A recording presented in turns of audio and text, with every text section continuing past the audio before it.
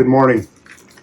I'm currently sitting in an empty bowling center that normally at this time on a Tuesday morning would have a ladies league bowling towards the middle of the house and a senior social league bowling on the high end of the house. More than half of the house would be taken up right now with league bowlers, but instead it's sitting here dark, as is with most of the bowling centers in California. I've been in the bowling my whole life, as my mother went into labor watching my father bowl league.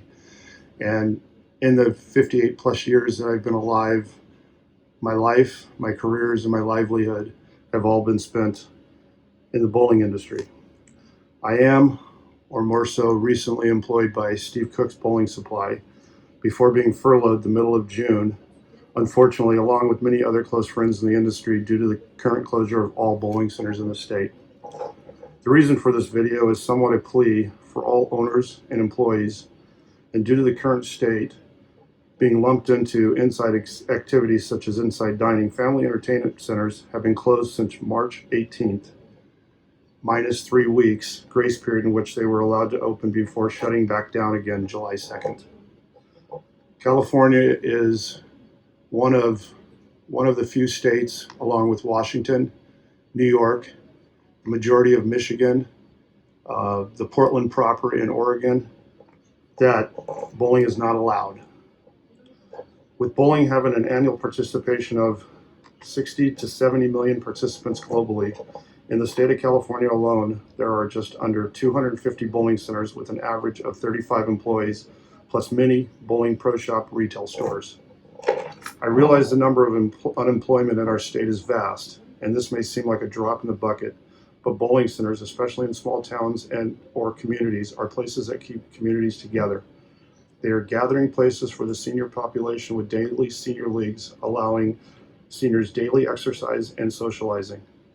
They are places where children could go to learn the game while growing and giving them a safe environment, plus a location for many adults to bowl a few games after work with coworkers to relax after a long day. Many snack bars or restaurants that people come and have lunch or dinner at. In regards to the closures, recently in the past few weeks, we've lost 2 centers in the state of California, one in Fremont and one in Crescent City. The center in Fremont, Cloverleaf Family Bowl, alone had been a staple of the community since the late 50s and was family owned and operated. The owners are friends of mine and I've known them since the late 70s. And unfortunately, this may be the beginning of the end for many independently owned bowling centers. Just yesterday in the state of Washington, a family-owned center, 60 years old, had to close their doors. Bowling is an environment that has grown lifelong relationships and is a melting pot for many people. The governor in the state does not realize the lengths many of the centers have went, even after being shut down, in sanitizing their centers and making them relatively germ-free in lieu of the pandemic, and making a safe haven for bowlers to come and enjoy the game they miss. With that in mind, I want to show you the procedures that the bowling center that I'm currently in, Stars Recreational Center, Sports Bar, and Snack Bar, went through to be allowed to open. This center before the closure, just as an example, employed over 120 employees.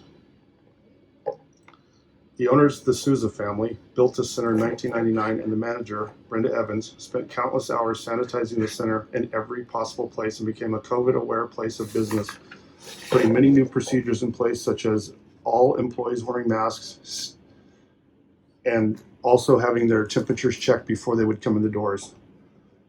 This is another example of what they've done to prepare their employees for their new environment. With that in mind, I will now show you what the center has done to prepare themselves for the opening during the pandemic. As an example, right here, I have a tape measure that is 6 feet. So if every other lane is in use, the social distancing parameters are set up. There are 6 feet in between every other lane. This is a wider distance between most of the actual driving range mats at most of the golf courses, and those are allowed to be open. As we're walking closer to the front desk, you'll see that they have an area set up for their house balls, which many recreational bowlers will come in and use. They have a sanitized area that is being implemented as the bowlers come in. The bowlers are being offered gloves to be able to choose their bowling balls, and after they're done with the gloves, they throw them away. When the bowlers are done, they bring the bowling balls back up, and each and every bowling ball is sanitized with a combination of bleach and water to kill any germs. They also have a station set up that they are using for sanitizing each and every lane that has been used as soon as they are done. They also have, on each monitor, they have a saran wrap, which is a plastic material to cover the scoring monitor to protect each and every bowler from any type of germs.